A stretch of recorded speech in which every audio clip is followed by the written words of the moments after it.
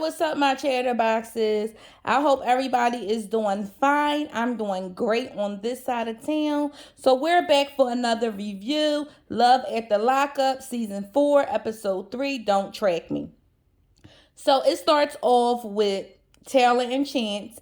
They finally got the car started, so they on their way back home. So they're in the car and he's telling her how, the weather is beautiful, how beautiful she is, and how he just, want to get a job so he can get some tools so he can get working because he want to be a productive member of society. I'm saying, oh, Chance is saying everything that we all want to hear. Good for Taylor. Maybe he will come home on the right track and be the man that she wants him to be. Now it's still early, y'all. It's still early, so we're gonna get there. Just just follow me. Just follow me. So anyway, they're talking and she was saying how she feel comfortable with him, and she didn't know how comfortable she was actually going to feel, just because they never been together on the outside. Everything was just communication from her going to see him in jail and over the phone. So it is different when they come home, because he was asking her how she think that the kids are going to adjust to him. And she said she think the kids is going to just quite, fine with him. She's been a single mom for some time, and her twin sister Bobby has been the one who's been helping her out. So Bobby calls the phone or text the phone, and she was like, oh, it's a call from Bobby or a text from Bobby. And he was like, oh, really? He was like, did she get a job yet? First thing come out of his mouth, did she get a job? Not how she's doing. Oh, I can't wait to meet her. Did she get a job? Then his ass sitting up there saying, oh, Bobby been Bobby been pretty much helping her out with the kids, which she has, but Taylor's been pretty much doing everything on her by her own, working and everything, and he don't think that it's fair, and he feels as though he should have some say so when because he's going to be living there now. It's going to be partly his house. Hold on, pump your brakes. We don't even know if you're going to last 30 days in there before you start saying it's about to be your house. Pump your damn brakes. Get reinstated to the world, okay? Before you start claiming shit. Okay? Don't come there and try to disrupt what they got going on. Because even if Taylor was the one bringing home the money, she wouldn't have been able to go to work if it wasn't for Bobby ass helping her with them goddamn kids. So the way I look at it, they both helping each other. So you hush your daggone mouth, Taylor. Chance. Hush your mouth. Now they get inside the house, and he finally actually meets Bobby. So he had switched a whole different tune in front of Bobby. He was saying how, I'm here to be a part of the family. I'm not trying to break the family up. When he first came in there, he did do a little sly comment, because when she said, hi, I'm Bobby, the evil twin, he gonna sit up there and say, oh, I thought you was the babysitter. Like, what? Like, I ain't really like that. She ain't really pick up on it too much, but I caught it and I ain't like it. Little smart ass. So then, he was telling her how, he really feels as though that he's really want to be the man that he said he was going to be. So everything that he said he was going to do, it was really true, and he just want to prove himself to them. Bobby said in her confession, she said, listen, I've been in jail and I already know how they talk. She said, I would just have to see it as it come, basically. You know what I'm saying? She was like, because I heard him telling Taylor that he wanted me to sit in the be moved to the garage. So she already know what type of time he on. So he coming in there trying to act like he innocent, or he's not out to be her enemy, but she already know what you really said and how you really feel, so she not going for it, and I don't blame you. Like she said, she got her eye on him, and he wants to make it seem like she just there, not pulling her weight with her sister. He said she said he has no idea what goes on there. They help each other out, and like I said a little earlier, to me it seemed like a beneficial agreement for the both of us.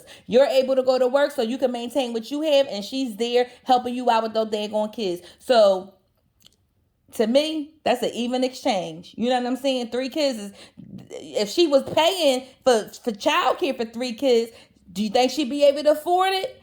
It don't look like it, because it looked like she kind of struggling a little bit. You know what I mean? That's what it looks like. Anyway, he goes and play with the kids. The kids all happy, jumping on him. You would think that the kids known him for years. Like they only been dating for a year, and he's been in jail. So I want to know how much interaction they really had with him, because they were real comfortable with him.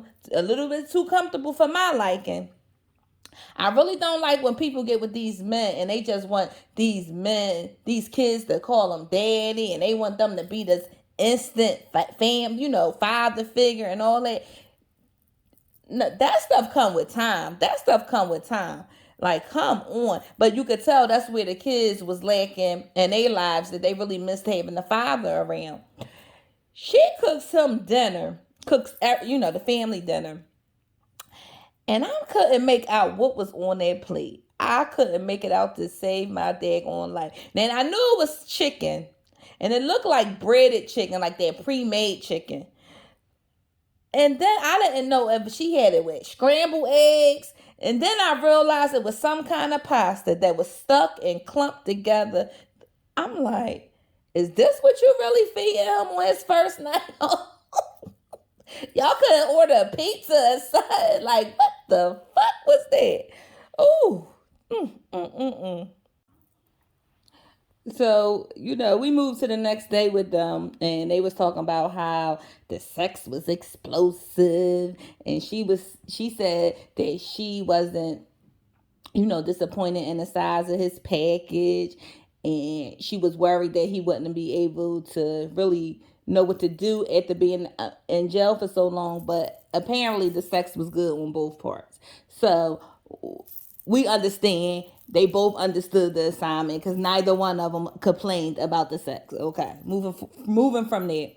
So she got out of the room because they were going to pick up the kids from school. So she left out the room to get some clothes and everything on. So she went into the kitchen, and Bobby was in the kitchen.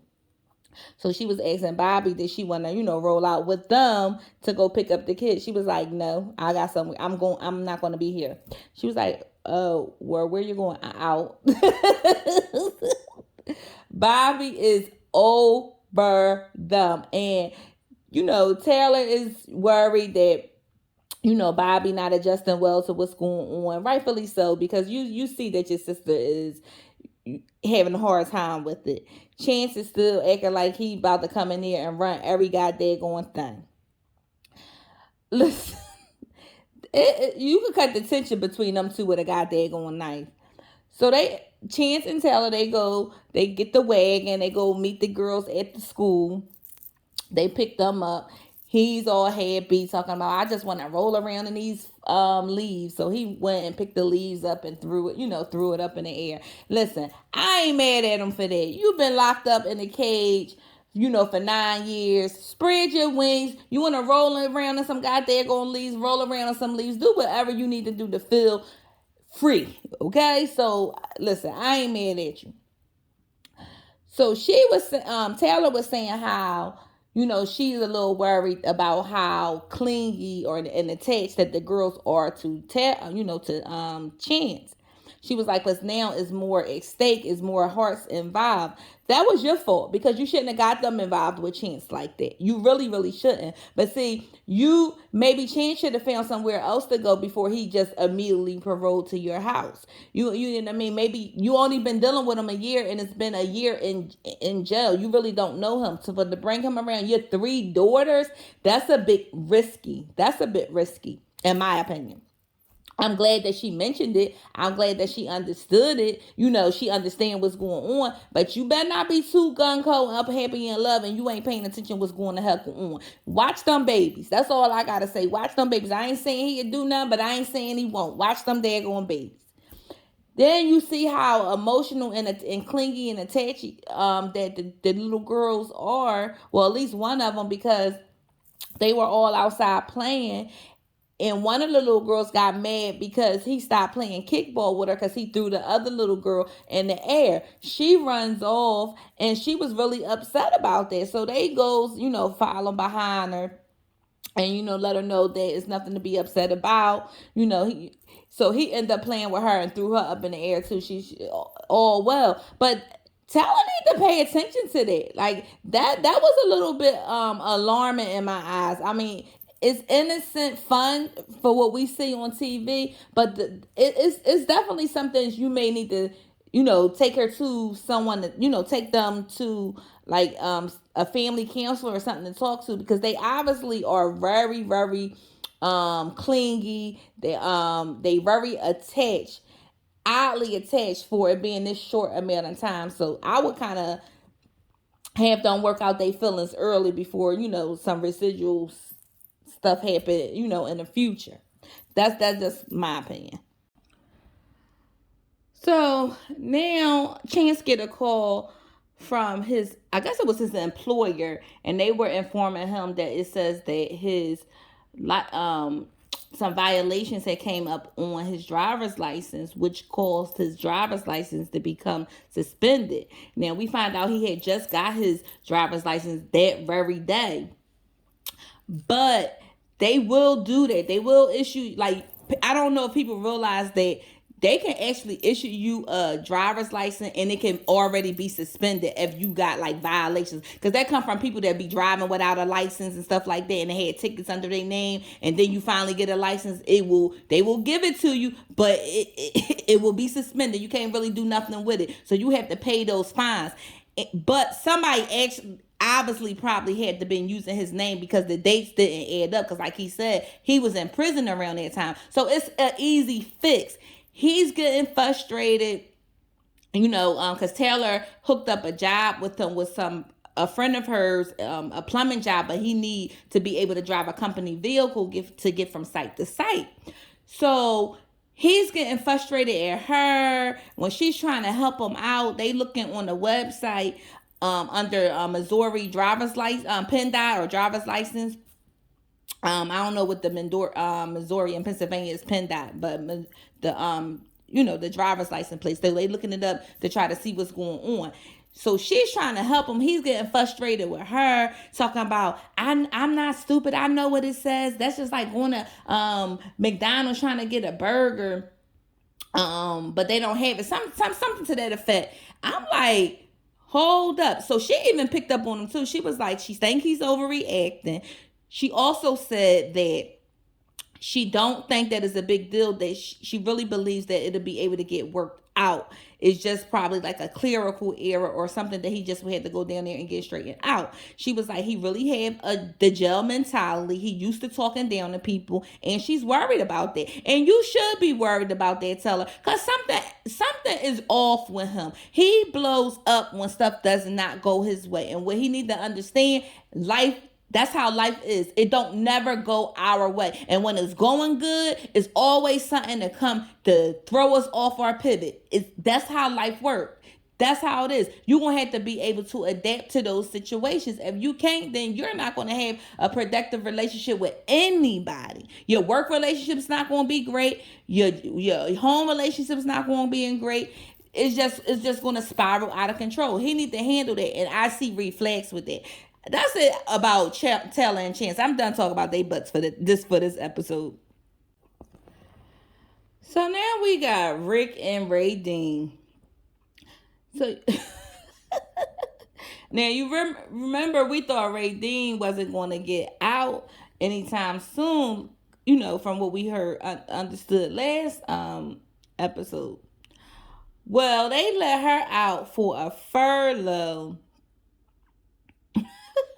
for Thanksgiving. So she got 48 hours, to to come out and be with her family for Thanksgiving.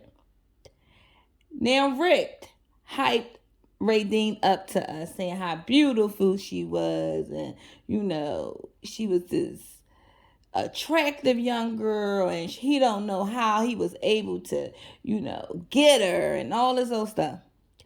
So we see Radine, and Radine,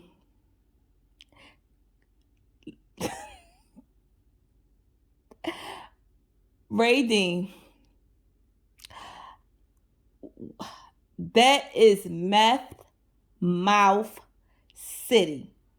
And I wanted to throw up when I seen them two kissing. Now we already know Rick is a little challenged when it comes to the mouth. They a little bit too yellow. They a couple shades that they shouldn't be. But honey, Radine got Rick beat.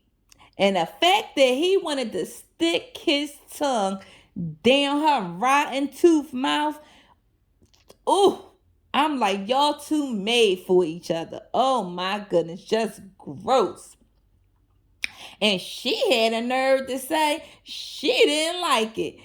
Oh, I don't like that. I mean, she don't get me wrong. She has a right to say what she has a right to say what she do and do not like. I can't say that. But honey, you need to be happy somebody want to kiss your yuck goddamn mouth. You still must think you hot stuff. Child. And then Rick still had a nerve after he seen her and seen her teeth, knowing what it looked like. He still had to say, I don't know how I'm so lucky to be able to pull a young lady like that. It's still a mystery. I'm like, what were you dating prior to her? Because if this is a mystery to you that you were able to get her, lets me know that you was dealing with some goddamn monsters. Anyway, she got a little secret she hiding too, okay? And she got was digging in her pants because she had a cell phone in there, and he was like, I've never been so jealous of a phone in all my life. So the reason why she was hiding it because it's considered contraband, and she can get a violation for that if she was ever to be caught with it. But whoever she was on the phone with didn't sound like no family, and when she ended the phone call, she said, I love you. And then when she was in her confessional, she was telling us that she wasn't entirely truthful to Rick. There's some things that he don't know about her. She also revealed in her confessional that she's a bit of a wild child. When she was younger, she got into an altercation with her brother. She broke a broomstick and tried to stab him. She got arrested, and when she did a little time for it, probably like juvenile time, and she was like, it was nothing. But the smirk that she gave and the look that she gave to us, I'm like, oh, this wench crazy. I could see her on one of those shows where her and her lover go on like a murderous rampage. I could actually see her doing that. That wench crazy. She said she bit of a adrenaline junkie, and she said she tried to steer right from time to time, but it's more fun on the wrong side of the law. But then her dad in last episode was talking to Rick like, if you do anything to hurt my baby girl, you gonna have me to deal with, and I don't want her getting in no trouble. And when she came out last time, her friend got her hooked on marijuana and all of those stuff. No, your daughter know exactly what she wants to do. Your daughter is batshit crazy, okay? And you cannot blame others for the actions that she made. She knows, and she's full aware of what the hell she's doing. So you ain't about to put that on Rick, old man. So, as they drive into Radine's parents' house, Radine tells Rick that she need him to be okay with the fact that she's with Kay, because he knew that she fooled around with Kay a little bit, but I think Radine downplayed the seriousness of the relationship. So she basically was saying, well, she's not going anywhere, and she's going to be a part of my life. And he said that he's okay with the situation as long as she don't become the priority. And he also said, well, I knew you was bisexual, and I thought that when you got the urge for a little, womanly touch, then we'll just go together and I guess have a threesome. Like, I don't know why guys, and I'm not gay, bisexual, or anything, but I don't know why guys think because the girl you're dating is bisexual, that automatically means that she's going to allow you to partake in her extracurricular activities. Like, I just think that y'all gotta get out. Y'all gotta stop with that nonsense. Y'all gotta stop with that nonsense. How you know she just don't want her cupcake to herself? She may not want to share. Anyway, she was like, well, we going, because he was saying, I'm not going to engage with you with starting a family and have, get married and have kids if you're going to have a third party involved in this. And she said to him, well, I guess we'll cross that bridge when we get there. Listen, Raydeen gonna do what Raydeen wanna do. Her mouth tells the story that she don't give a fuck, okay? If she could walk around with her teeth looking like that, Raydeen already letting you know she don't give two fucks, okay? Anyway, they get to the house. Everybody's excited to see her. The dad is ecstatic. He's like, oh, my baby girl, I love her so much. She's talking to the mom. The mom start crying. So they're in the kitchen getting things ready for Thanksgiving. I forgot they said it was Thanksgiving because you couldn't tell by the meal that they prepared on there. They had some kind of corn casserole. I'm like, oh, that shit looks disgusting. But Raydeen did say, oh, well, I'm not going to be eating that. I second that, Raydeen, because ain't no way in the world that would touch my fork, okay? Then I don't know what kind of rolls Raydeen was cutting up, some kind of rat she had. I don't know what the hell was that. Some kind of cucumber sandwich salad wraps. It looks everything that they were serving looked disgusting. Everything. It was some kind of, I guess it was like a sweet potato casserole. I don't know what it looked like, but child, the food looked horrible. Listen, y'all might as well order something from Boston Market the way they got their going food. I ain't seen no turkey. I ain't seen no ham. All I seen is some stuff that would make your stomach turn. So when they were in the kitchen talking, she was like, well, do you really like him? And she was like, yeah, I love him. I got love for him. She was like, but she wants them to talk to Kay on FaceTime since she there because evidently everybody know who Kay is. So the mom was like, well, you sure you going to be able to juggle the two of them? She was like, yeah, it's the question is, are they going to be able to handle me? I said, oh, okay. So her and Kate ended up FaceTiming. The mom got on the phone and met her. She brought the phone into her dad, and the dad and Kay was FaceTiming, and you could tell they all already knew well enough another. Rick is looking like he got like a deer in the headlights, like with this stupid grin on his face. And in his confessional, he said, well, everybody knew about Kate except me. I'm going to need some answers. You think? Because I'm going to need them too, Rick. I'm going to need the answers too. So when you find out the answers, let us know. Because I need to know the answers to what's going on. Because how everybody know about her and you don't. Or the seriousness of what's going on and you don't. And the dad was like, oh, you cute, you pretty. I'm like, oh my God, this old ass man. Like, it just came across gross. Listen, Rick, I'm gonna tell you, buddy, you might need to just run for the hills with this one. You might just need to find you somebody that's gonna want you and that you want, and y'all can live happily ever after. I think you need to run for the hills. That's all I gotta say to you, Rick. So now we got Kevin and Tiffany. And y'all remember last episode, Kevin went to go pick her up, and he found out that she wasn't getting released, but we didn't know the reason for that. So Tiffany, she ended up calling Kevin, and she told him that she had got in trouble previously, but she was just getting punished for the crime. So he was like, well, what were you in there doing? You were beating bitches up? And she was like, no, I got caught with my girlfriend. He was like, well, what y'all was doing? So he was all intrigued, getting a little turned on. And apparently he didn't know that Tiffany, went that way.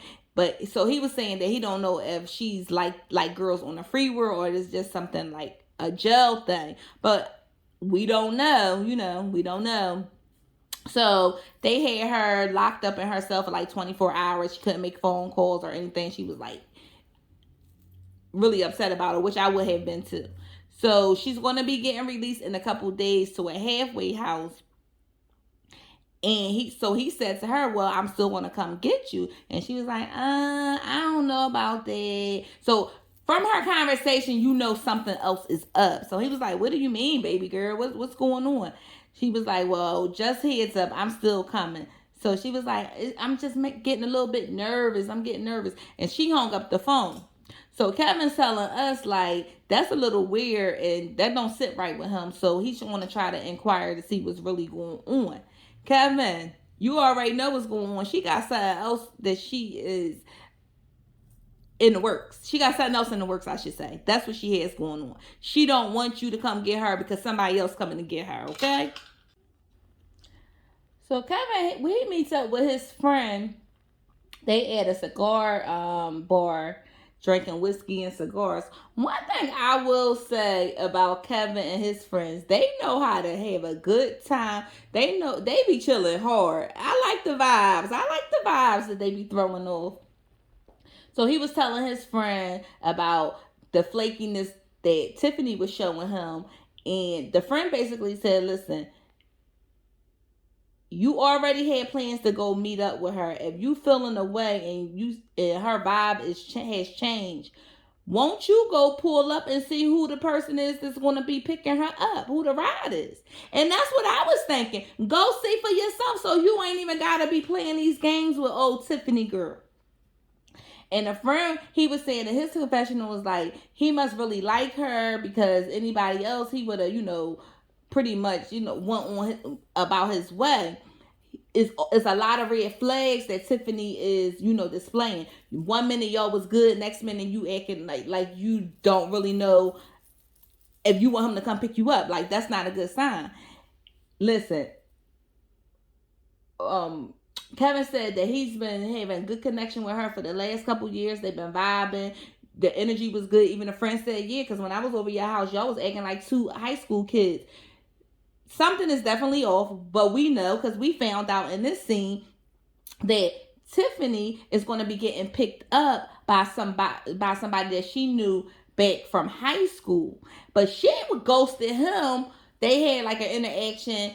She ghosted him for about 5 years. Then she mysteriously pops up back on, had a new Instagram account or Facebook account, reached out to him. Now he back talking about he in love with her and all this. You ain't even get the poo nanny. She ghosted you. I'm like, you a sucker. I said, where y'all lining up at? Where can I find one of y'all at? Because y'all some suckers. I need to find one of y'all for myself, You know what, no, because y'all, I will eat y'all alive. I will eat y'all alive, honey.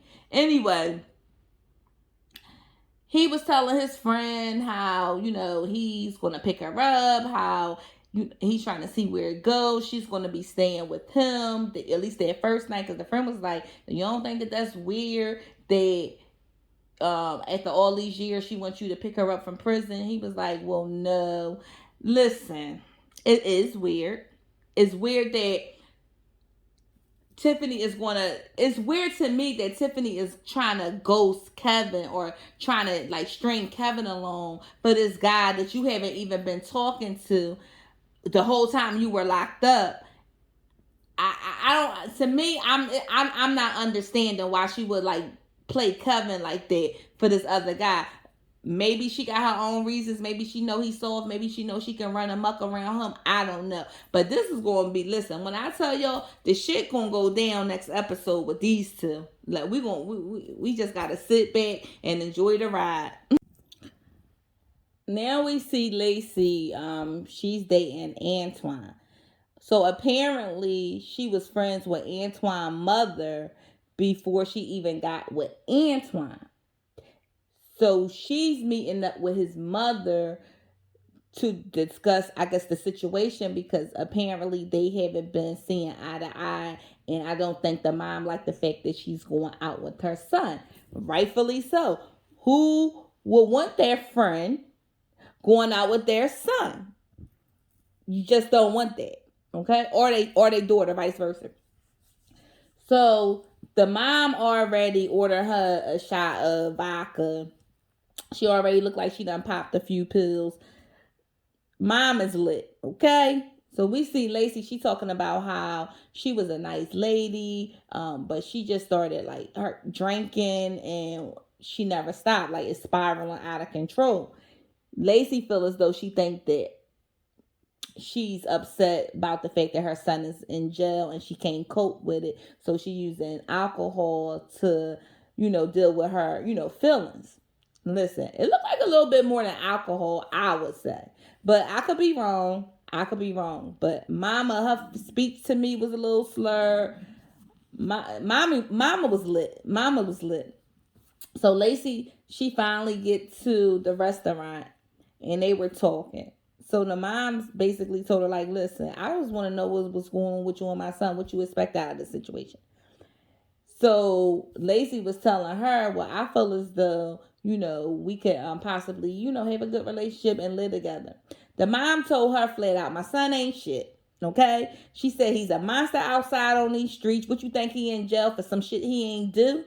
He just spent 7 years in there for something he ain't do? She told Lacey that she thinks she's in denial. Lacey couldn't handle the stuff that the mom was spewing. Lacey looking at her like she disgusted by her, because when she went up on that drink, she took a shot, but it was a big shot. It looked like a double shot, and Mama didn't stop until she was done that shot. And Lacey looking like she disgusted when the waitress asked her that she wants something to drink. She said, "I'll just take a water."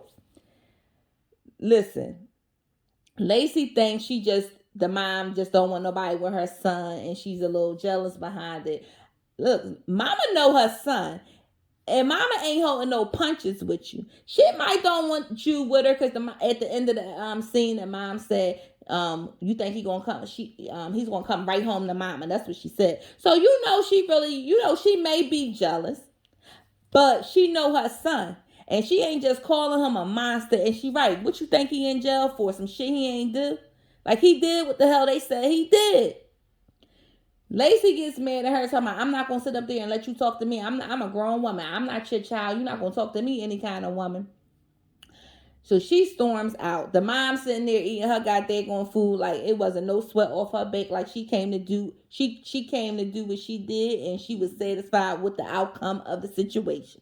Lacey the one all upset. All I know is, Lacey, even if you don't like the way she delivered the information to you, you better take heed to it, because you're going to be probably the one coming back to her crying about what her son did, and she ain't going to want to hear you. She going to say, I told you so. That's what she going to tell you. Girl, please. So now we see Kayla and Marcel, they packing up, about to leave out the hotel, because we already know that they had limited time before he had to be back at the halfway house. So he was throwing everything away for his clothing that reminded him of jail. So he put on, a nice little gray sweatsuit, little fresh Nikes, Air Max, it looked like. And, they was about to skedaddle. So he had asked her, he was like, you think we got enough time for a quickie? She was like, no, we ain't got enough time for a quickie. And I guess whatever they did, it must have felt good to him, because he wanted more. So anyway, so now they in the car and they talking. Next thing you know, the goddamn on phone start blowing up left and right. So he in his confessional talking about, word that I got out, must have hit the streets. He was like, and the type of caliber dude I got, I have a lot of people that's checking for me. So, and then he had like this little grin. So we already know he was up in there playing multiple girls. See, this is the toxic shit that I want. That I don't like. So if you in jail and you got this girl, because he made a comment, a statement, that he really have a lot of respect for Kayla because she was 19 years old and to put her life on hold for a dude that's away for 12 years, he gotta respect it. But why did you want that? You got all these friends calling you. Seem like y'all kept in contact over the years. You evidently alluding to the fact that you had multiple chicks while you was in there too. So why try to hold her up and tell her not to have sex or not to live her life if you already in there living yours? Like the only thing you didn't have was your freedom, but you was still doing you. That shit grinds my gears. I don't like it. I think it's very selfish. I really, really do.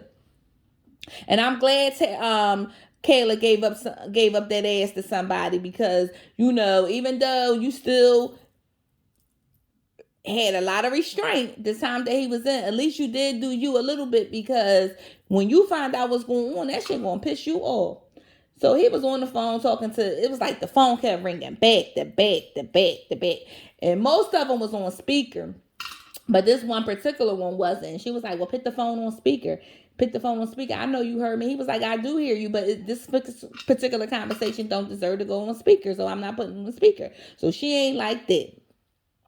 So then she told him, once he was done with the phone call, she told him that she want to put his GPS on so she can track him and he'll be able to track her. And he like, I ain't going for that. Like, I don't want to be tracked. She was like, why? If you don't have nothing to hide and I don't have nothing to hide, what's the problem? Kayla, then I'm with you, girl, or whatever like that, don't want to be played and you don't want to know what's up. I understand that. But Kayla, that's a little bit too much trying to track this man, and you shouldn't want him to know your goddamn whereabouts everywhere you at. Come on, that's a little bit too much. I'm on the side with that. Come on, we're gonna have to have a little bit what's the word I'm looking for? We're gonna have to have a little bit of trust in the relationship, okay? Because that ain't the move. That is definitely not the move. Even though he ain't shit, but that still ain't the move. Anyway, so she was like, well, it's going to be what it's going to be and what I want. And that's on period. And he like, yeah, whatever. So she wanted him to actually rate her outfit from when I guess she first seen him, when he first seen her, starting from the shoes. So he told her he was giving it 10. And goddamn, you lying. Them shoes was not no goddamn going 10. I'm not saying the outfit was horrible because it was just like a white fitted dress. It wasn't nothing to it. But them shoes, she need to throw them in the goddamn on trash, okay? Listen. Martell is going to give Kayla a run for her goddamn on money. Trust what I tell y'all. So like I said, Martell is going to give Kayla a run for her goddamn on money, because we learned in the confessional that he said the reason why he didn't even need money from Kayla is because he had friends that looked out for him, and he had a lot of females, and he said it's a lot of stuff that she don't know about him and vice versa. We already figured that out. So Kayla, I feel sorry for you, girl, but I don't think this is going to be what you thought it was going to be. So they meet up with his mom and his niece because they wanted to meet up with them earlier, but like so much time had got past them, so they had to meet him in the parking lot around the corner from the halfway house just to get a extra few minutes of time with them. So the niece runs up to him and they hugging. The moms start hugging him. They embracing one another. It was nice to see. They reunited. So the mother was saying to the producers that she really liked Kayla. She feels as though Kayla is there for her son. The way that she was looking out for him, the things that she showed her when he was in jail makes her believe that Kayla do have her son's best interest. But Denise was like, well, I don't really know her, but time will tell. So the jury's still out with Denise. Denise, listen, all I worried about is I'm paraphrasing here, but she's like, all I'm worrying about is my uncle. I don't give a fuck about these hoes. So they brought him some food because I guess he wanted some shrimp Alfredo. He tore that goddamn food up. He was like, listen, I ain't complaining. He was like, this is like a 5-star meal for right now. He was like, I done ate the worst of the worst at the worst places. Listen, that seafood Alfredo probably did one thing. Anyway, Kayla, baby girl, you already deep in with the situation. I just don't want to see you get hurt. But from what we heard from Martell, and you already know when he found out that you gave up the goodies, he's really going to be trying to make it about you and not about all the fucked up shit that he was doing. You know what I'm saying? Like, that's how that toxic stuff go. They end up going into the halfway house. They kiss goodnight. He ain't even give her a hug, but ciao. Anyway, that's all we got for Kayla and Martell. Listen, I'm going to pray for you, Kayla. That's all I can say. I'm going to pray for Kayla. Okay, I'm going to start off by saying I do not like Harry. I can't stand him. Okay? He's immature. He's disrespectful. And he's ungrateful. So I don't like him. Him and India goes back to the sister house because, that's where he's paroled to. And the parole officers clearly stated that that's where you need to be. So he have to make right with Lydia, his sister. Lydia is sitting there. They, come to the house. You could tell she's all in her feelings, rightfully so. India was being an adult about the situation. She was like, "Cause listen, if we can't stay here, we screwed." So she apologized to Lydia as a woman, for the things that took place that really was out of her control. And she asked Lydia if it was okay that she still stayed there, and Lydia said yes. Lydia didn't have a problem with her. But Lydia also said that Harry needs to have a conversation. So India excused herself from this situation, and Lydia and Harry decided to have a conversation. First of all, Harry, you cannot even have an adult conversation because you're not an adult. You're a little boy. You might be 24, but you're a little immature boy. Okay. Don't nobody owe you shit. Like, he gonna sit up there and say he thought that everybody was gonna take his feelings in consideration and make his adjustment from prison a little bit better, and no one seems to have done that. Nobody put you in jail, and ain't nobody gotta hold your hand when you come out. And then like you graduated from fucking college, you coming from the penitentiary for a crime you committed. You just need to be grateful for the fact that you got people out here on the outside that's willing to let you come stay and for you to get a better start. He's somehow telling Lydia that they didn't take what he wanted in consideration. He got out of jail. He was hungry and, he wanted some burgers. And she said, I don't have a problem with, you want to get your people's no food or whatever. She was like, it just was basically like the communication was off and it was disrespectful. And she said, you need me. She said, you need to be here. I don't need you here. Let's be clear. He gets all of his feelings, storm off. All irate, couldn't even have a conversation with Lydia. Then he comes back. They were able to talk. She was like, listen, basically, these are my rules and I need you to abide by them. We could talk them out, but I need you to, abide by them. I need you to find whatever kind of job you're going to find. I need you to keep clean and I need you to stay out of trouble. That's it. I mean, I don't feel like that's a hard ass. He's acting like Lydia is asking him something bad to, giving him these ultimatums that's unreasonable. They are reasonable. And he's telling us in the confessional talk about, listen, I already know that I'm gonna do something to risk my freedom. He said that's who I am. I am who I am. You a piece of work, and you don't have no respect for the sacrifices everybody around you made for you, and that's what I don't like about him. I can't stand his ass. See, child, I told y'all I don't like that daggone Harry. I keep saying it. Indy and Harry meets up with Harry's friend. Harry, he met the friend from the halfway house that, for instance, got out the halfway house, and he's doing good. Indy said that he got a job, and she feel comfortable with Harry hanging out with him. So they just at the friend's house, kicking back, talking. Indy insecure self talking about, don't let no hoes come near. No hoes. Indy, like, back up, back up, back up. You got more to worry about than some hoes when it comes to Harry. Just throw the whole Harry away. You understand what I'm saying, Indy? Throw him away.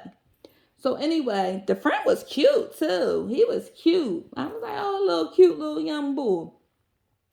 He seemed like he got a little sense too, a little common sense, more than Harry.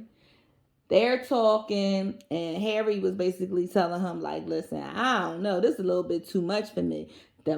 She got a daughter calling me Poppy, but you allowed her daughter to call you Poppy. You allowed for that to happen because you could have slowed that down. Like, you know what, Indy, I don't really feel comfortable with this.